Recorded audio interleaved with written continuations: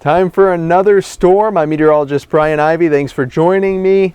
Lots of flooding rains across portions of the deep south over the last couple days. Now this system is going to be shimmying off across the east coast and moving out, which will turn our attention now towards the desert southwest, in towards the Oklahoma and Texas panhandle as this guy develops, and this will pull off towards the northeast and be another snowmaker as we're just stuck in this very active weather pattern that's not going away anytime soon. So Kansas City will start getting into the snow action, as well as Wichita. Notice to the north, that's the Arctic front that's going to be dropping in, bringing a little bit of snow and some very cold air as these two systems meet.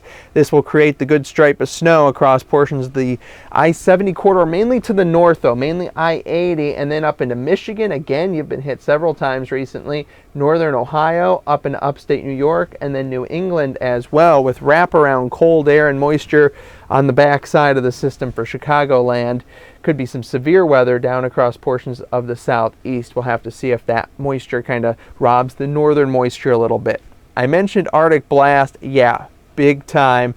We're talking temperatures getting well below zero across portions of the Midwest into the plains Friday morning, maybe even Saturday morning, just off towards the east a little bit, single digits or teens, maybe even some below zero temperatures in Michigan. This will probably be one of the most potent Arctic blasts we've had in this lame winter, and probably this will be the last big one as well.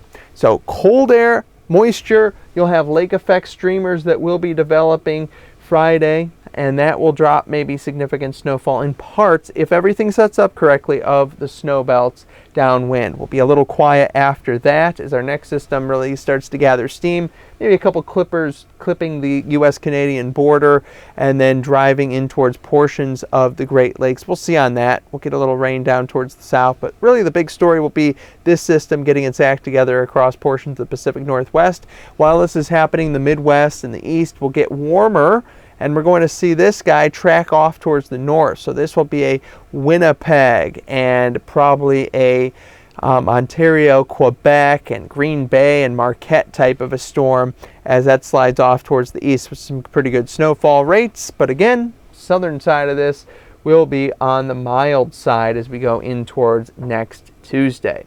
Now this storm is all about 2 days from now, this accumulation map here. Notice that the stripe of snow that could be around a half a foot or so in portions of Illinois, Indiana, maybe northern Ohio or extreme southern Michigan, we'll see, and then up into New England. Either side of that, 3-4 inches, maybe a little bit more. So a decent storm, nothing huge to write home about. We'll have that warmth settle on out of the area. This is the big cold blast then for Thursday, Friday into Saturday. As that migrates eastward, it's not going to hold on too long. It will be replaced by average to above average temperatures quickly thereafter. These are well above average temperatures right here, with some colder air still towards the Canadian provinces, but that will be replaced quickly by well above average warmth. So we're going to see these waves of way warm air and just a little bit of cool air here and there. And then watch this. This is just very warm air spreading in across really much of the country. Maybe New England gets saved from some of the big heat, but the end of February overall for much of the middle of the country and east, going to be on the warm side for sure. Accurate, detailed weather information that you can make much more well-informed decisions off of. That's at NeoWeather. Check us out again here soon. And if you do like these videos, share with your friends and family.